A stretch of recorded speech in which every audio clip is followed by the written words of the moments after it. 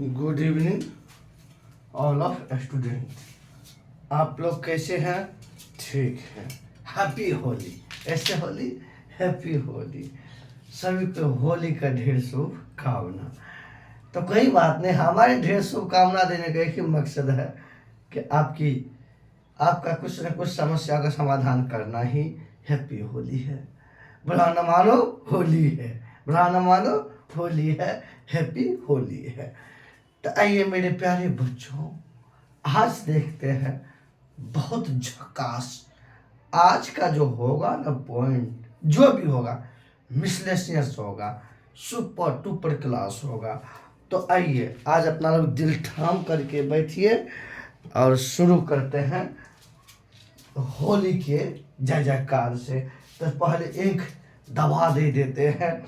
कल की जिंदगी जख्मों से भरी है, वक्त को मलहम बनाना सीख लो।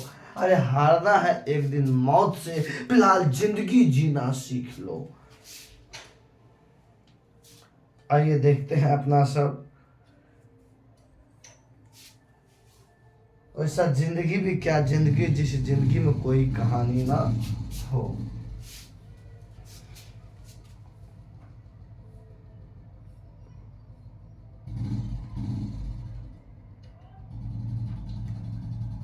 देखते बहुत सा बड़ा डब्बा खरीद कर लाए हैं आप लोग के लिए। 180 रुपया में है वो। आइए आज देखते हैं कुछ करंट अफेयर्स का रिवीजन करेंगे और रिवीजन के साथ कुछ महत्वपूर्ण स्टैटिक जीके भी देखेंगे। ये दोनों चीज देखेंगे। तो आज मेन रूप से चलिए, आज का जो बैच होगा ना, काफी सुपर टुपर हिट होगा और एग्जाम के लिए काफी आपकी समस्याओं को धज्जियां उड़ा देगा। धज्जियां, चुटकियों में समस्या समाधान। तो अब आइए सबसे पहले देखते हैं कुछ रिवीजन के तौर से आज की क्लास होगा। आज इसमें कुछ नया तो बहुत कुछ मिलेगा, कुछ करंट कुछ नया मिलेगा। तो मेरे प्यारे बच्चों ध्यान दीजिए, 2024 ईस्वी में 5 व्यक्तियों को भारत रत्न दिया गया। कितने व्यक्तियों को भारत रत्न दिया गया? 5 व्यक्तियों को भारत रत्न दिया गया। कितने व्यक्तियों को भारत रत्न दिया गया? 5 व्यक्तियों को दिया गया। वो पांचों व्यक्ति है, सुनिए। 2000 रुक जाइए, थोड़ा सा साफ करने दीजिए। आइए 2024 ईस्वी में 5 व्यक्तियों को भारत रत्न दिया गया। 2024 ईस्वी में समस्या ही समस्या, रुक जाइए। आइए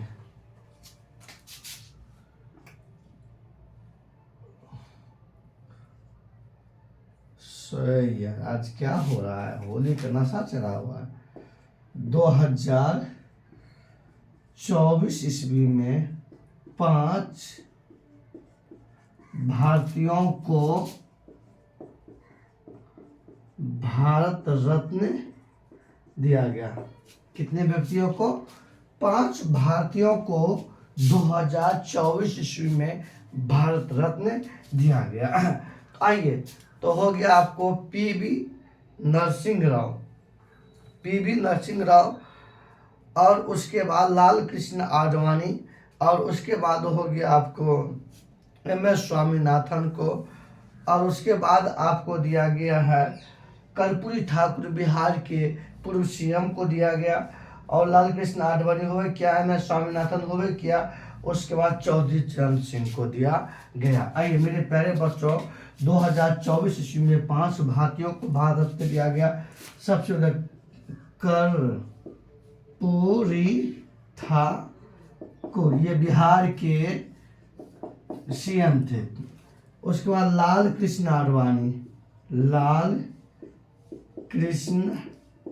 आडवाणी को दिया गया। उसके बाद आइए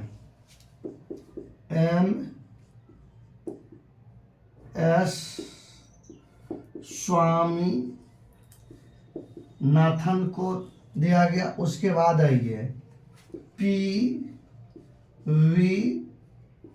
नरसिंह राव को दिया गया, ये पूर्व PM भारत के। पांचवा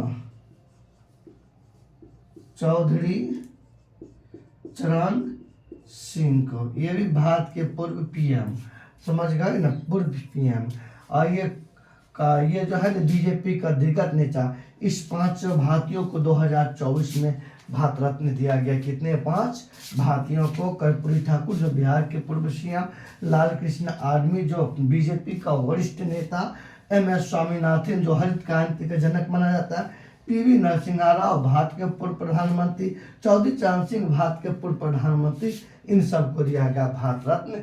ज़्यादा आज लेट नहीं करेंगे, आज का सेशन फटाफट रिवीजन करो, आगे भागो और चलते रहो। आइए आगे चलते हैं, फटाफट स्क्रीनशॉट लेते चलिएगा, आप समझ गए ना।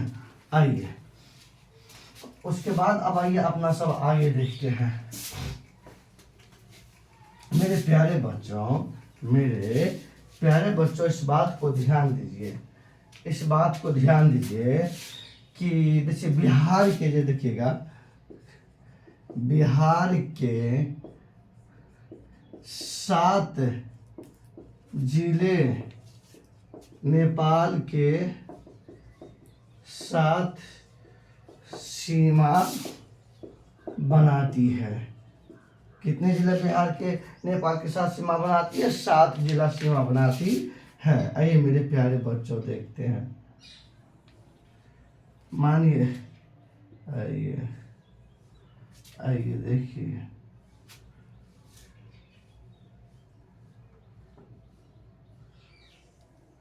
ये मानिए अपना बिहार है, मानिए क्या है, ये अपना बिहार है, समझ गए ना। आइए ये हो गया नेपाल, ये क्या हो गया? नेपाल के ये अपना है बिहार है, कौन है? बिहार। तो बिहार के 7 जिले नेपाल के, बिहार के जो है ना 7 जिले नेपाल के साथ सीमा बनाती है। तो बिहार के कितने जिला नेपाल के साथ सीमा बनाती है? 7 जिले बिहार के नेपाल के साथ सीमा बनाती है। तो वो 7 जिला का नाम हम यहाँ लिखने जा रहे हैं। ये 7 जिला कौन कौन सा है, लिख लीजिए। पश्चिमी चंपारण,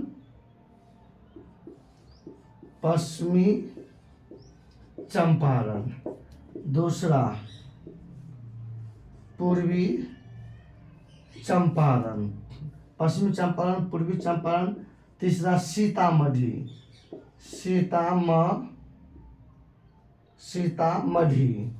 चौथा मधुबनी,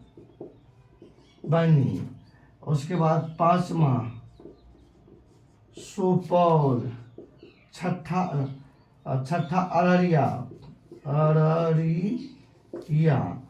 7वां हो गया किशनगंज। मतलब पूर्वी चंपारण, पश्चिमी चंपारण, पूर्वी चंपारण, सीतामढ़ी, मधुबनी, सुपौल, अररिया, किशनगंज, ये 7 जिला नेपाल के साथ सीमा बनाती है। बिहार के कितने जिला नेपाल के साथ सीमा बनाती है? 7 जिला नेपाल के साथ सीमा बनाती है। कौन कौन? पश्चिमी चंपारण, पूर्वी चंपारण, सीतामढ़ी, मधुबनी, सुपौल, अररिया और किशनगंज। चलिए फटाफट स्क्रीनशॉट लीजिए और भागते चलेंगे। आज आपको कुछ भी इसमें हम आराम करने के लिए समय नहीं देंगे। आइए ला और आप लोग को तो मज़ा आए होंगे मेरे वीडियो देख करके। लाइक ज़रूर कीजिएगा, सब्सक्राइब ज़रूर कीजिएगा। आइए आगे चलते हैं मेरे प्यारे बच्चों। आइए अब आइए अपना सब आगे की कहानी देखते हैं अपना सब। आइए देखते हैं अटल ब्रिज के बारे में देखते हैं। किसके बारे में? अटल ब्रिज किसके बारे में लिखेंगे? अटल ब्रिज के बारे में देखेंगे। अब आइए इसका उद्घाटन किया गया। इसका उद्घाटन 12 जनवरी 2024 को। इसकी लंबाई देख लीजिए, क्योंकि बता चुका हूँ 21.8 किलोमीटर इसकी लंबाई है। किसका? अटल ब्रिज का। और ये 6 लाइन का, ये कितने लाइन का? 6 लाइन का है। और ये जो जोड़ती है आपको, ये जो जोड़ती है मुंबई को नवी मुंबई के साथ, ये जो जोड़ती है मुंबई को नवी मुंबई को जो है, ये मुंबई को जोड़ती है वो नवी मुंबई को। तो ये अटल ब्रिज जो है, इसका उद्घाटन जो किया प्रधानमंत्री, इसका उद्घाटन कौन किया? प्रधानमंत्री नरेंद्र मोदी। इसका उद्घाटन किया गया 12 जनवरी 2024 ईस्वी को। इसकी लंबाई 21.8 किलोमीटर, ये 6 लाइन की है। ये मुंबई को नवी मुंबई के साथ जोड़ती है। कौन? अटल ब्रिज। अटल ब्रिज। आइए, अटल ब्रिज समझ गए ना। तो अब आइए, जब इस ब्रिज का निर्माण नहीं हुआ था तो उससे पहले मुंबई से क्या कहते हैं, नवी मुंबई की यात्रा लगता था 2 घंटा, और महज अब इस यात्रा को समय जो है ना मात्र 20 मिनट में ही अब इस यात्रा यहाँ से यहाँ जाया जाएगा। तो चलिए स्क्रीनशॉट लीजिए, फटाफट आगे भागते जाएंगे। आज कोई इंतजार करने की बात नहीं है। आइए, आज ढेर सारा क्वेश्चन को हम आज का आपको दिखाना भी है। अब आइए अपना सब आगे देखते हैं कि भारत पर सबसे पहले मुस्लिम आक्रमण मोहम्मद बिन कासिम ने किया। भारत पर सबसे पहले मुस्लिम आक्रमण मोहम्मद बिन कासिम ने किया 712 ईसा पूर्व में। भारत के सिंध पर आक्रमण किया था। उस समय सिंध के शासक चच के पुत्र दाहिर था। अब आइए ध्यान देते हैं।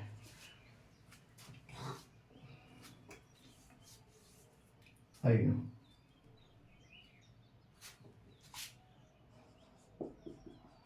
मुस्लिम शासकों में सर्वप्रथम मोहम्मद बिन कासिम ने भारत पर सफल आक्रमण 712 ईस्वी में किया था। यह आक्रमण जो है, यह आक्रमण सिंध पर हुआ था। यह आक्रमण सिंध पर हुआ था। उस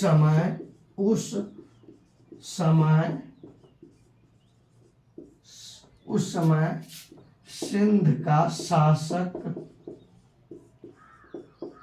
दाहिर था। कौन था? दाहिर। और दाहिर के पिता, इसका पिता चच था। इसका पिता कौन था? चच। इसके पिता कौन था? चच। इसके पिता कौन था?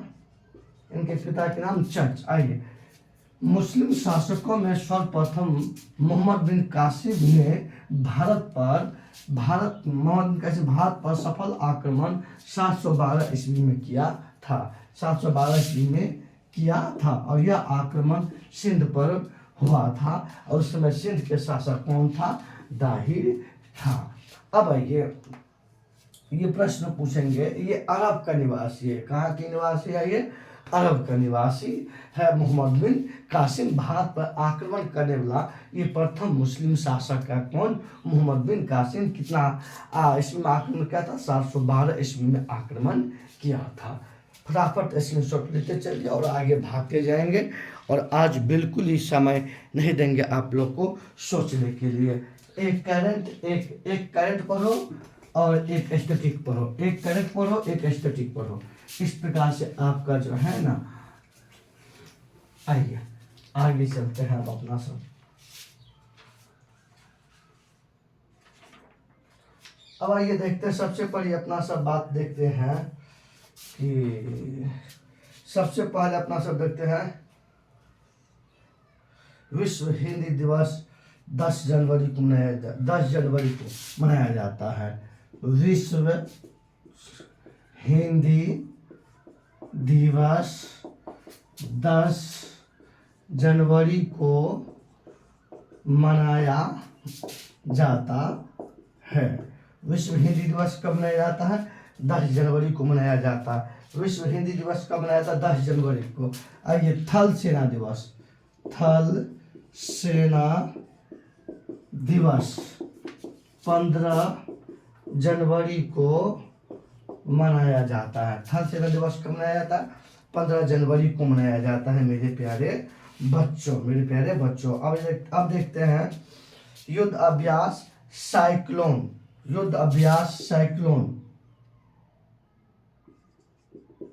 युद्धाभ्यास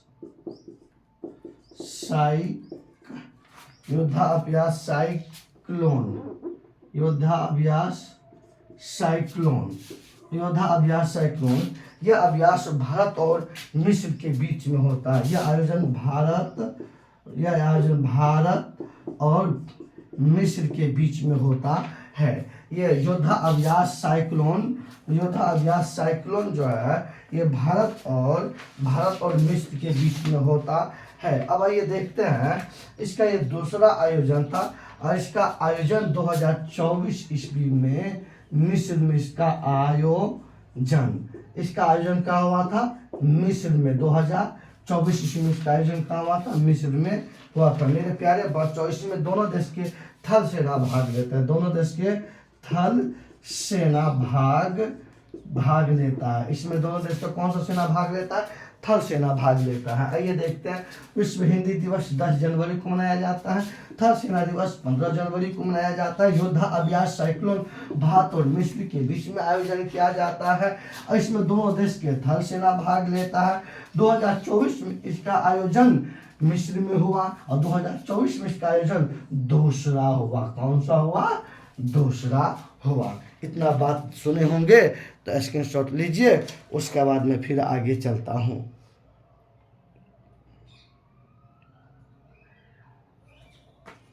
चलिए, हो गया होगा। अब आइए देखते हैं फटाफट ये रिवीजन क्लास है मेरे प्यारे बच्चों। ये सब कुछ पढ़ा दिया हूँ और ध्यान से इस वीडियो को सुनिएगा। और ये वीडियो आपको लंबा इसीलिए होंगे कि जितने भी अभी तक करंट पढ़ाया हूँ उन सब को रिवीजन करवा देंगे और जरूर इनको देखिएगा। अब देखते हैं देश में बालिकाओं के लिए सैन्य स्कूल। देश में आइए, बालिकाओं के लिए देश में पहला सैन्य स्कूल जो है ना, यूपी के मथुरा के वृंदावन में खोला गया। देश में भारत में पहली बार बालिकाओं के लिए सैन्य स्कूल खोला गया यूपी के मथुरा के वृंदावन में। बालिकाओं के लिए लिखिए,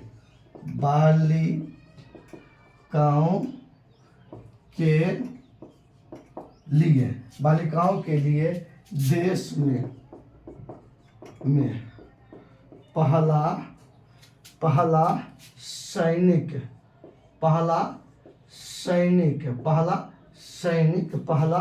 सैनिक स्कूल यूपी के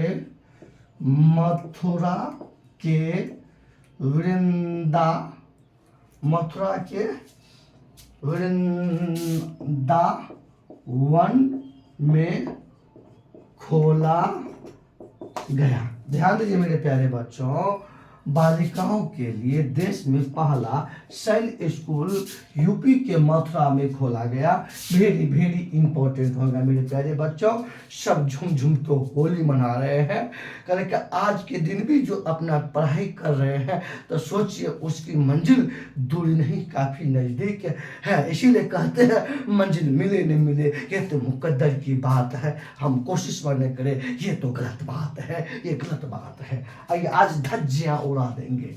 अब आइए, अब मेरे प्यारे बच्चों ये सब देख रहे, देश में पहली बार सैनिक स्कूल या बालिकाओं के लिए सैनिक स्कूल खोला गया यूपी के मथुरा में खोला गया। यूपी के कहाँ खोला गया? यूपी के मथुरा में खोला गया। अब आइए मेरे प्यारे बच्चों देखते हैं भ्रष्टाचार बौद्ध सूचकांक 2000। भ्रष्टाचार बौद्ध सूचकांक का रिपोर्ट अभी हाल ही में जारी किया गया है, जिसमें भारत का स्थान कितना प्राप्त हुआ?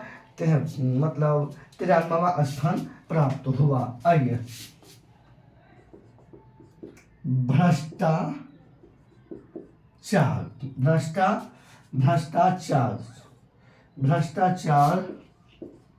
बौद्ध, भ्रष्टाचार बौद्ध सूचकांक, भ्रष्टाचार बौद्ध सूचकांक, भ्रष्टाचार बौद्ध सूचकांक में अभी देखिएगा भ्रष्टाचार बौद्ध सूचकांक 2024 का मतलब जो है ना, इसमें भारत को स्थान प्राप्त हुआ है 23 का, लेकिन जारी हुआ 24 में। भारत का स्थान, मेरे प्यारे बच्चों, भारत का स्थान 13वां प्राप्त हुआ। इस बार टोटल 180 देशों को इसमें शामिल किया गया। 180 देश में भारत का स्थान कैमा प्राप्त हुआ, 73वां स्थान प्राप्त हुआ। भ्रष्टाचार बौद्ध सूचकांक का 2023 का रिपोर्ट 24 में जारी हुआ। भारत का स्थान 180 देश में 93वां स्थान, 93वां स्थान प्राप्त हुआ। और ये सबसे कम भ्रष्ट वाला देश हो गया डेनमार्क। सबसे कम भ्रष्ट कौन हो गया? सबसे कम भ्रष्ट सबसे कम भ्रष्ट वाला देश हो गया डेनमार्क। कौन हो गया? डेनमार्क। और सबसे अधिक भ्रष्ट वाला देश सबसे अधिक भ्रष्ट वाला देश, सबसे अधिक भ्रष्ट वाला देश हो गया आपको सोमालिया। इसका स्थान 180वां है। कितना है? 180 देश को शामिल किया गया। इसमें 180वां स्थान किसको प्राप्त हुआ? सोमालिया को प्राप्त हुआ। सबसे अधिक भ्रष्ट देश सोमालिया, सबसे कम भ्रष्ट देश डेनमार्क हो गया। भारत का स्थान कैमा हो गया?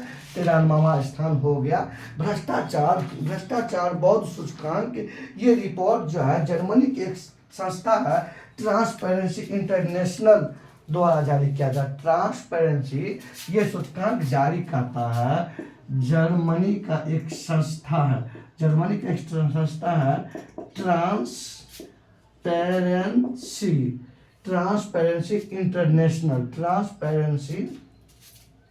ट्रांसपेरेंसी इंटरनेशनल के द्वारा ये जारी किया जाता है। चलिए स्क्रीनशॉट लीजिए, फिर आगे चलते हैं। स्क्रीनशॉट लीजिए, फिर आगे चलते हैं। अपना सब मिटाते हैं। कोई मिटा न सके दिल के,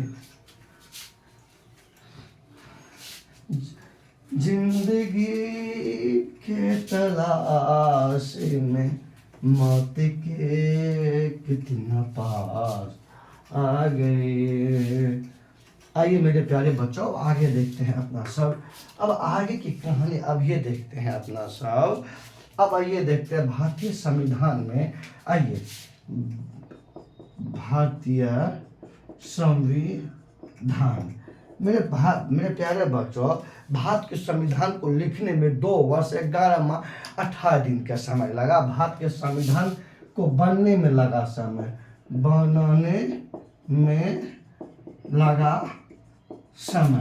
2 वर्ष 11 माह 18 दिन का समय लगा था। भारत के संविधान को बनने में कितना समय लगा था? 2 वर्ष 11 माह 18 दिन का समय लगा था। यानी कि भारत की संविधान बनकर तैयार हुआ 26 नवंबर 1949 ईस्वी को भारत का संविधान बनकर तैयार हुआ। और भारत के संविधान को पूर्ण रूप से लागू किया गया 26 जनवरी 1950 ईस्वी को संविधान को पूर्ण रूप से लागू किया गया। संविधान की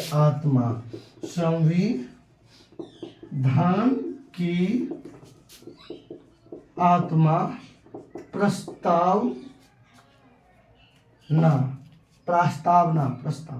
प्रस्तावना को माना जाता है। लेकिन मेरे प्यारे बच्चों, डॉक्टर भीमराव अंबेडकर ने संविधान के अनुच्छेद 32 को संविधान की आत्मा कहा। आइए इसको मिटा के यहाँ पे देखते हैं। डॉक्टर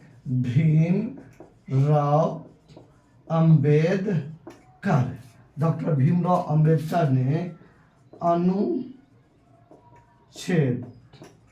32 को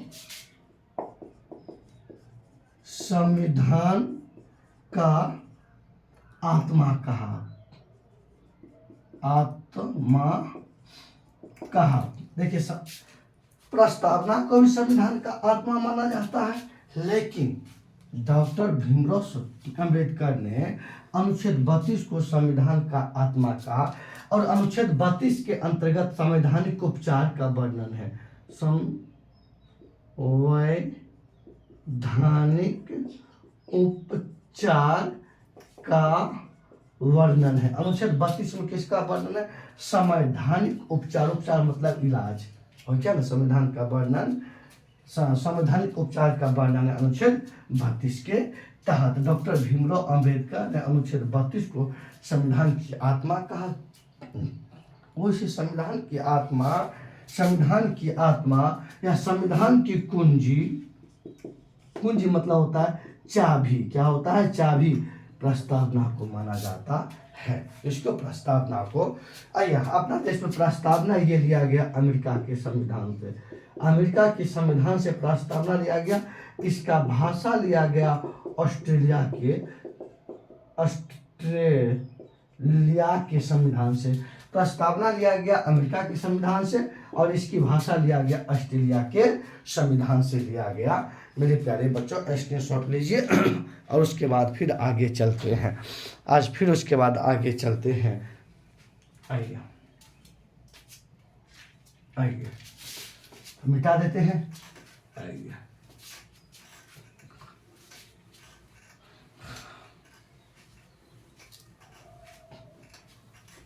आइए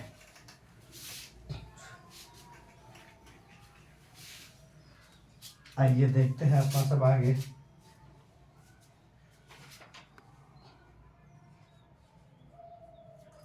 अब आइए देखते हैं रामसर सम्मेलन। थोड़ा सा जिक्र करिए। रामसर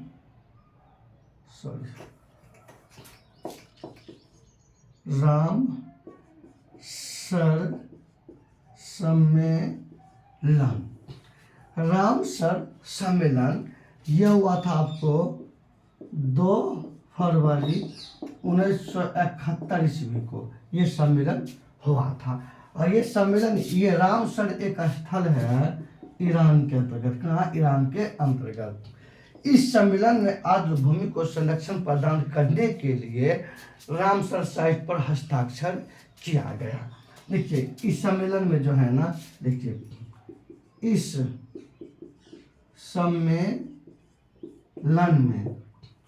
सम्मेलन में आर्द्र भूमि को संरक्षण प्रदान करने के लिए एक संधि पर हस्ताक्षर हुआ, जिसे रामसर साइट के नाम से जाना गया। जिसे रामसर साइट के नाम से जाना गया। अब मेरे प्यारे बच्चों, 2024 ईस्वी में, कितना ईस्वी में? 2024 ईस्वी में भारत के और 5 आर्द्र भूमि को रामसर साइट में सम्मिलन करने की घोषणा किया गया है, मतलब शामिल किया गया है। अब भारत में रामसर सम्मेलन की अब भारत में आर्द्र भूमि की स्थलों की संख्या टोटल 80 हो गया। 2024 ईस्वी में भारत के 5 और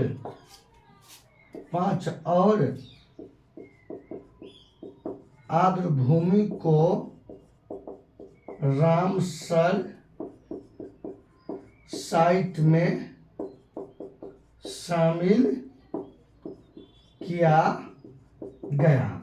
अब भारत में आर्द्र भूमि की संख्या 80 हो गया। अब भारत में आर्द्र भूमि की संख्या कितना हो गया? 80। 2024 में कितना शामिल किया गया? 5 शामिल किया गया। कितने शामिल किया? 5 शामिल किया गया। मैं उस 5 का नाम बता देता हूँ। उस पांचों का नाम मैं एक बार में बोल देता हूँ, आप लोग ध्यान से सुन लीजिए। क्राइवेटी, क्राइवेटी पक्षी अभयारण्य तमिलनाडु में। लॉन्गवुड शोला रिजर्व वन, ये भी तमिलनाडु में। अंक समुद्र पक्षी संरक्षण रिजर्व, ये भी कर्नाटक में है। आइए, और मगधी केरे संरक्षण रिजर्व, इन सबको दिया शामिल किया गया इसमें। मैं पिछले वीडियो में बता चुका हूँ, लिखा चुका हूँ, और वहाँ से आप देख लीजिएगा। ये तो थोड़ा सा रिविजन की क्लास है। अब आइए स्क्रीनशॉट लेना लीजिए और फटाफट भागते हैं। रिवीजन क्लास है ये, समझ गए ना। इसमें आप पीछे जितने भी करंट पढ़े हैं उनको एक ही वीडियो में समेटने का काम कर रहे हैं फर्स्ट, और तेजी से इस वीडियो को जो नहीं लिखे हैं वो लिखिए, जो लिखे हुए हैं केवल उनको सुनना है, और सुन करके रिवीजन के लिए बनाया हूँ क्लास। ठीक, अब आइए देखते हैं अपना सब। अब आइए देखते हैं किस किस स्थल को शामिल किया गया, वो लिखिए लीजिए। हाँ, ये हाथ लिखा लिखिएगा। क्राइवेटी पक्षी अभयारण्य।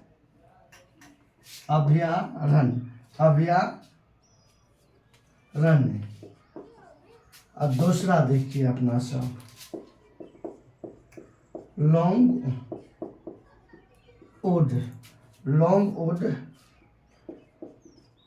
शोला रिजर्व वन को शामिल किया गया। उसके बाद आइए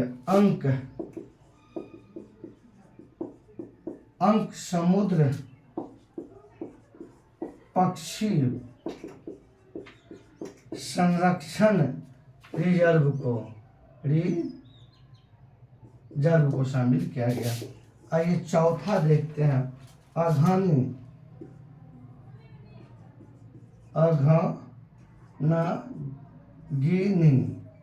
अघनागिनी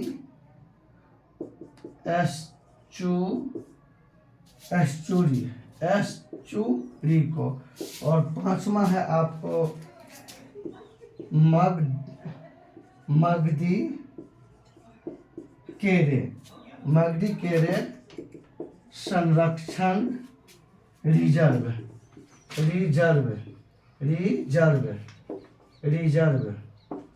इस पांचों स्थल को मेरे प्यारे बच्चों इसमें शामिल किया गया। आइए देखिए, क्राइवेटी पक्षी अभयारण्य तमिलनाडु में, लॉन्गवुड शोला रिजर्व तमिलनाडु में, अंक समुद्र पक्षी संरक्षण कर्नाटक में, अघनागिनी एस्चुरी ये भी कर्नाटक में, मगधी केरे संरक्षण रिजर्व ये भी। इस पांचों को 1 2 3 4 5 इस पांचों स्थल को जो है आर्द्र भूमि, मतलब इस पांचों आर्द्र भूमि को रामसर साइट में शामिल किया गया। कहेगा 2024 में किसको शामिल किया गया, इसी 5 को शामिल किया गया। थोड़ा सा पानी पीने लीजिए, गला सूख रहा है।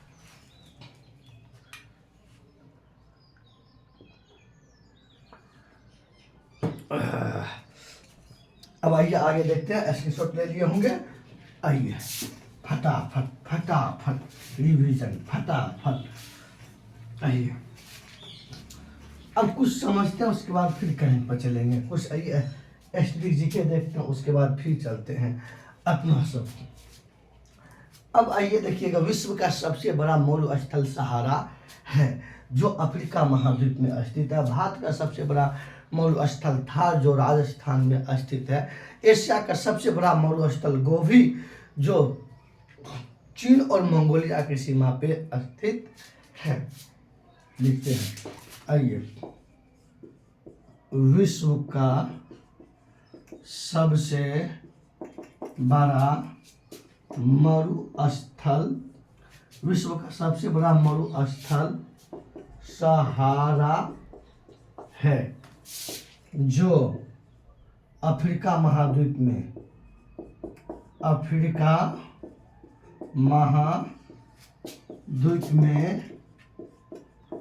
स्थित है। आइए देखते, एशिया का सबसे बड़ा मरुस्थल थार है, जो मरुस्थल गोभी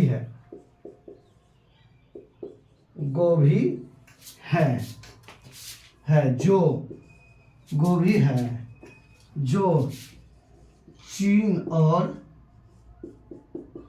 मंगोलिया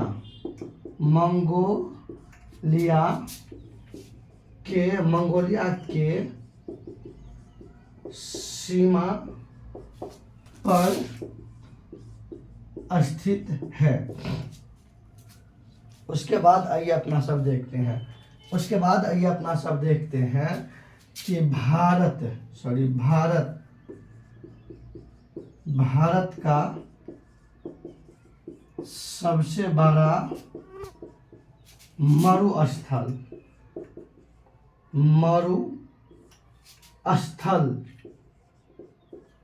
थार है, जो राजस्थान में स्थित है। जो कहाँ स्थित है?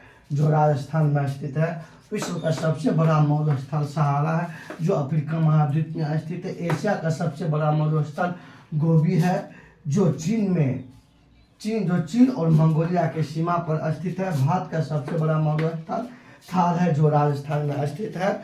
और इसका आप लोग स्क्रीनशॉट लीजिए, उसके बाद फिर मैं आगे चलता हूँ। स्क्रीनशॉट आप लोग लीजिए, उसके बाद मैं आगे चलता हूँ। जल्दी से स्क्रीनशॉट लीजिए आप लोग।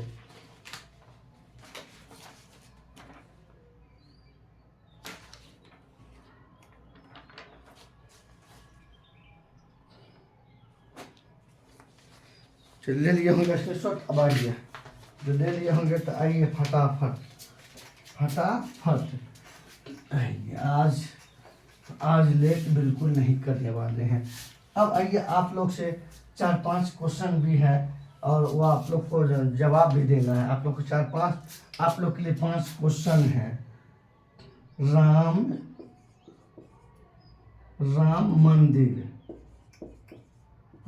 मंदिर का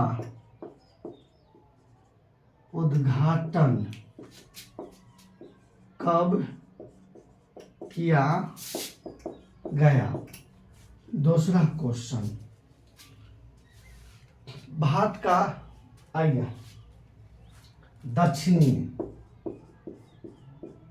चंद्रमा के दक्षिणी ध्रुव पर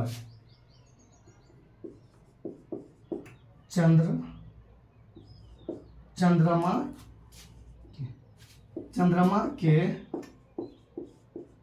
दक्षिणी ध्रुव पर जाने वाले विश्व के प्रथम देश कौन सा है? कमेंट सेक्शन में आंसर दीजिएगा। आइए तीसरा क्वेश्चन लीजिए मेरे प्यारे बच्चों, तीसरा क्वेश्चन लीजिएगा। आइए तीसरा क्वेश्चन आप लोग के लिए यह है कि प्रवासी भारतीय दिवस कब मनाया जाता है? प्रवासी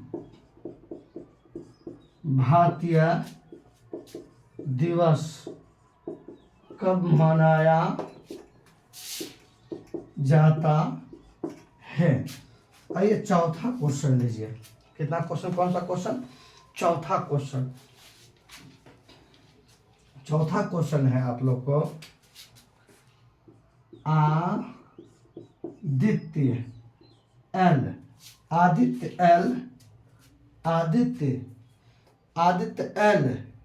को जो है ना को कहाँ से परीक्षण किया गया? ये 4 क्वेश्चन। राम मंदिर को उद्घाटन कब किया गया ये बताना, कमेंट सेक्शन में आंसर दीजिएगा, नहीं तो अगला क्लास में हालिया भिगा देंगे। पढ़ाई हुई चीज को जवाब देना ही पड़ेगा। आइए, तो राम मंदिर को उद्घाटन कब हुआ? जवाब दीजिएगा। चंद्रमा के दक्षिणी ध्रुव पर जाने वाला विश्व के प्रथम देश कौन सा बन गया? खूब बताया हूँ, भली बात बताएंगे, दीजिए जवाब। अब आइए, प्रवासी भारतीय दिवस कब मनाया जाता है? ये भी बताया हूँ। आदित्य L1, ये भारत का प्रथम सौर मिशन है, को परीक्षण कहाँ से किया गया? चलिए इसको लिखिए जल्दी से आप लोग, उसके बाद ये जल्दी से क्वेश्चन का हेडिंग लीजिए, स्क्रीनशॉट लीजिए, जल्दी से स्क्रीनशॉट लीजिए, उसके बाद आगे चलेंगे। ले लिए होंगे स्क्रीनशॉट। आज हम रुकने वाले नहीं हैं, क्योंकि आज मैं जो है ना पूरा एकदम तेज रफ्तार वाला गाड़ी बन चुका हूँ। तूने करके आज तुम छोड़ के जाती हो ना, चले जाओ, शौक से जाओ, पर मैं वादा करता हूँ अपनी मेहनत से ऐसा वक्त लाऊंगा, तुझे मिलना होगा मुझसे मेरा वक्त लेकर के। आइए मेरे प्यारे बच्चों, देखते हैं अब अगली डिवीजन देखते हैं।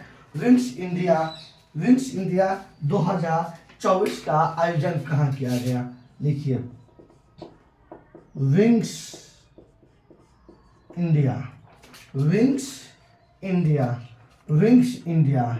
2024, इसका आयोजन हैदराबाद में, और जानते ही हैदराबाद तेलंगाना का राजधानी है। किसका राजधानी है?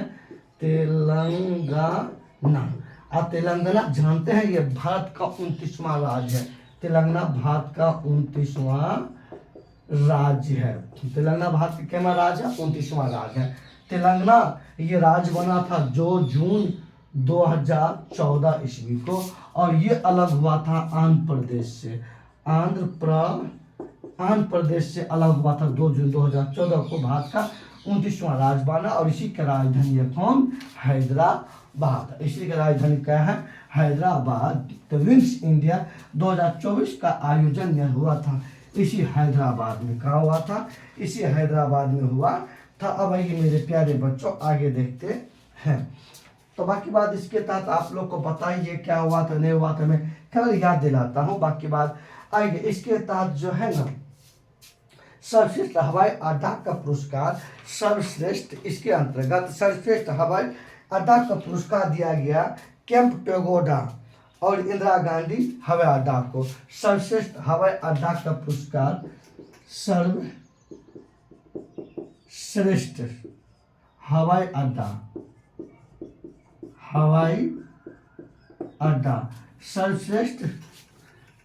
सर्वश्रेष्ठ हवाई अड्डा का पुरस्कार सम्मिलित रूप से दिया गया कैंप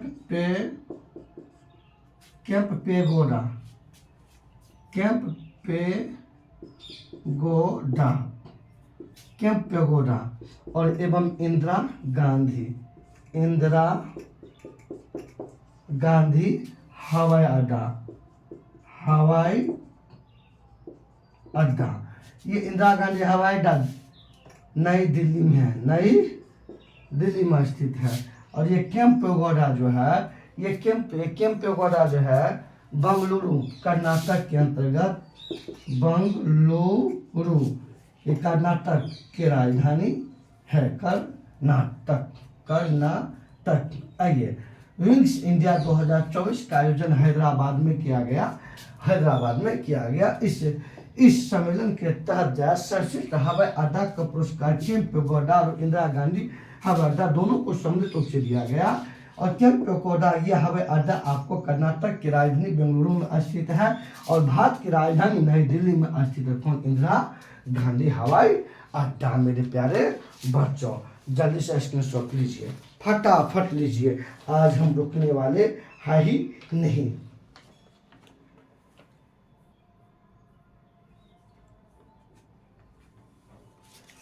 ले लिए होंगे? अब आइए, ले लिए होंगे तो स्क्रीनशॉट। अब आगे चलते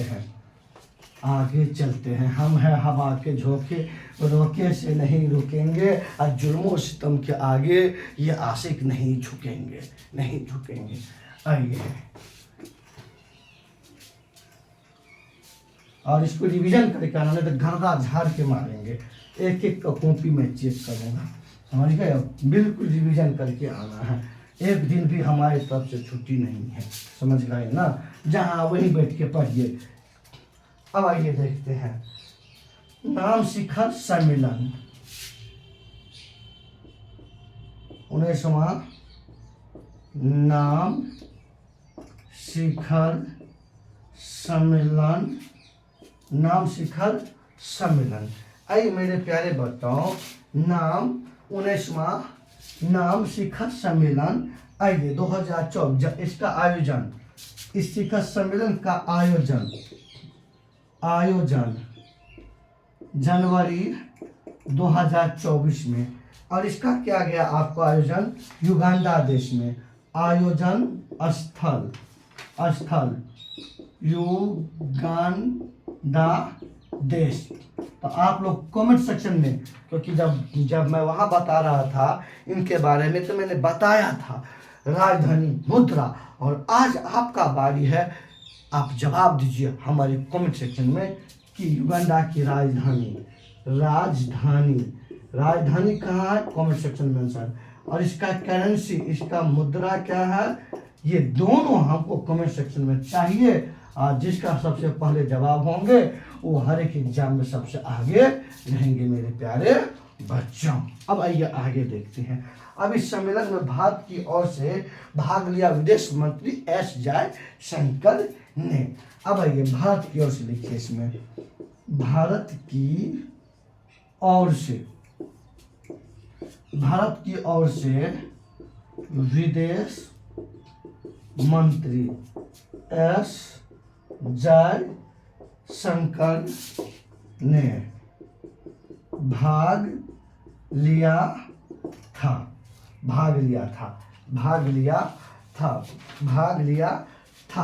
अब आइए देखते हैं, साझा वैश्विक समृद्धि के लिए सहयोग। अब कहते हैं वैश्विक समृद्धि के सहयोग के लिए नाम शिखर सम्मेलन का आयोजन किया जाता है। नाम शिखर सम्मेलन का आयोजन 2024 में जनवरी में किया गया, युगांडा देश में किया गया। अब भारत की ओर से विदेश मंत्री एस जयशंकर ने भाग लिया।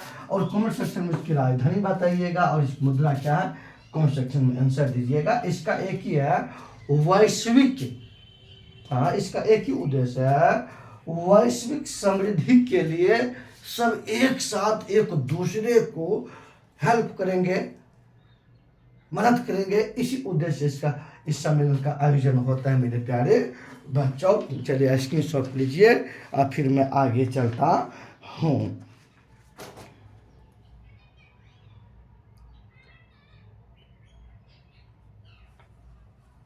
चलिए हो गया होगा, ले लिए होंगे।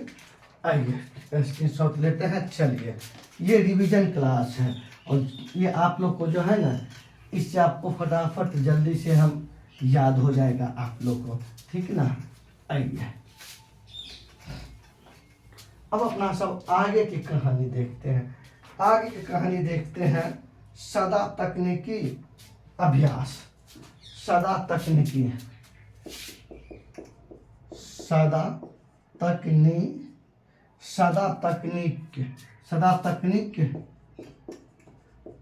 अभ्यास 2024 भारत और सऊदी अरब के बीच में होता है। किसमें? भारत और सऊदी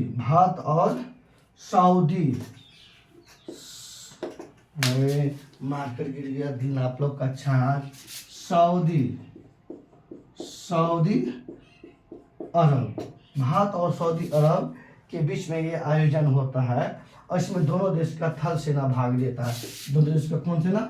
थल सेना भाग लेता है।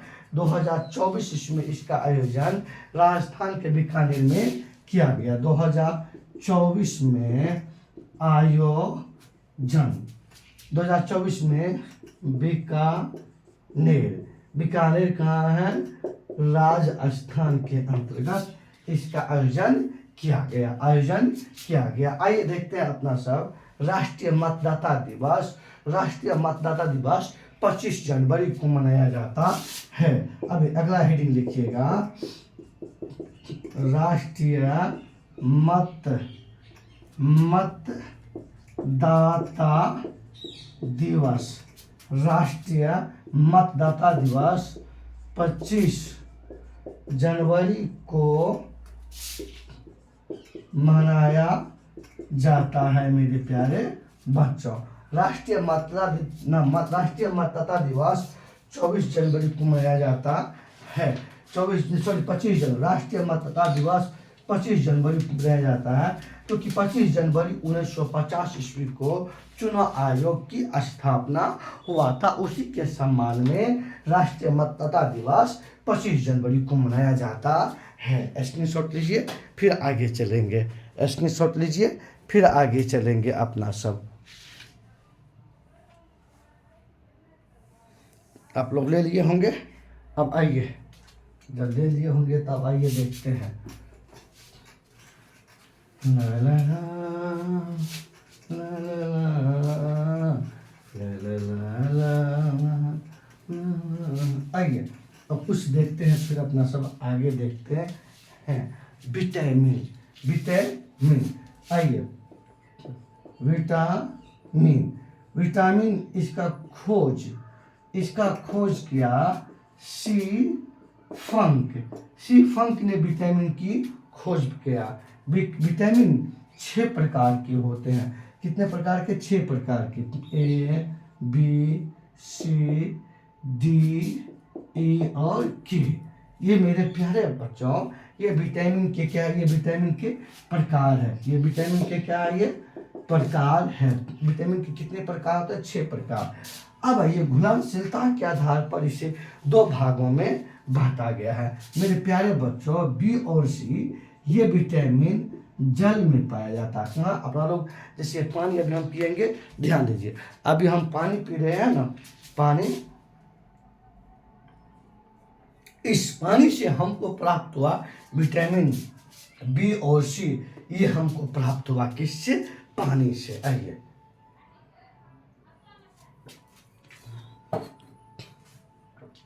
तो क्वेश्चन पूछेंगे कौन सा विटामिन जल में है? तो विटामिन बी और सी। अब बाकी बच गया ए डी ई के। तो बाकी बच गया ए डी ई के। ये 4 आपको वसा में, कहाँ पाया जाता है? वसा में।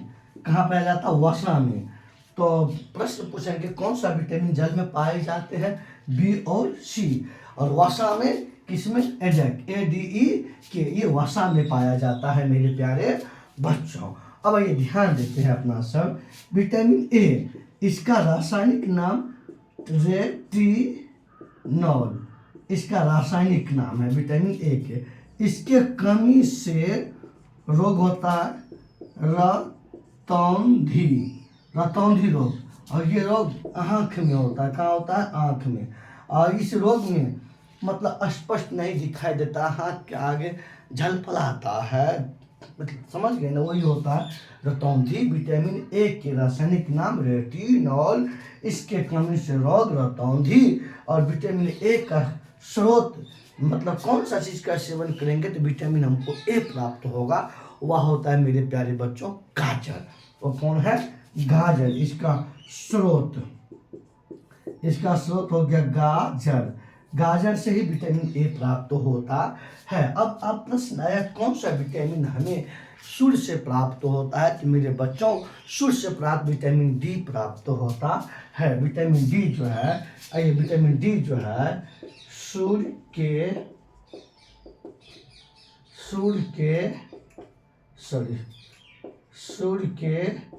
प्रकाश से प्राप्त होती है। सूर्य के प्रकाश से प्राप्त होती है विटामिन। कौन? विटामिन सूर्य के प्रकाश से प्राप्त होती है विटामिन डी। कौन? डी। अब आइए विटामिन डी, ये हो गया कुछ विटामिन के बारे में बात हो। और ये विटामिन के जो होता है, ये रक्त के थक्का बनने में सहायक होता है। यहाँ लिखिए, विटामिन के जो है रक्त मतलब खून, रक्त मतलब क्या होता है? खून। रक्त के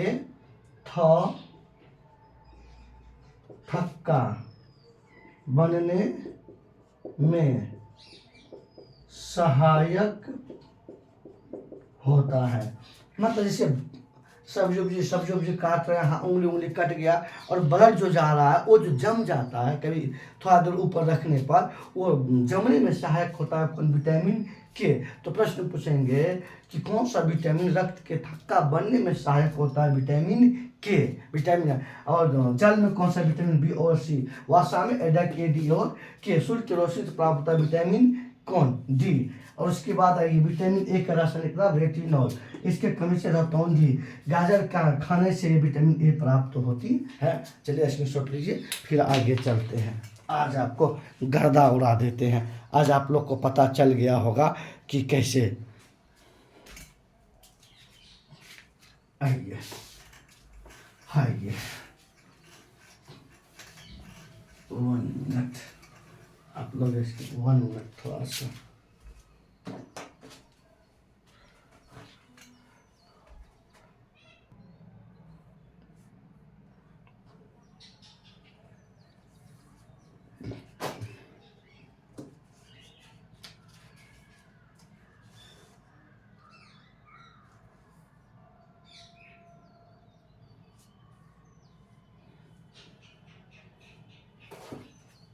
आइए अब देखते हैं फिर अपना सब आगे की कहानी।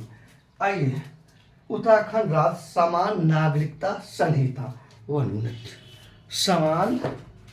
समान नागरिक संहिता विधेयक। आइए, समान नागरिक विधेयक, समान नागरिक संहिता विधेयक 2024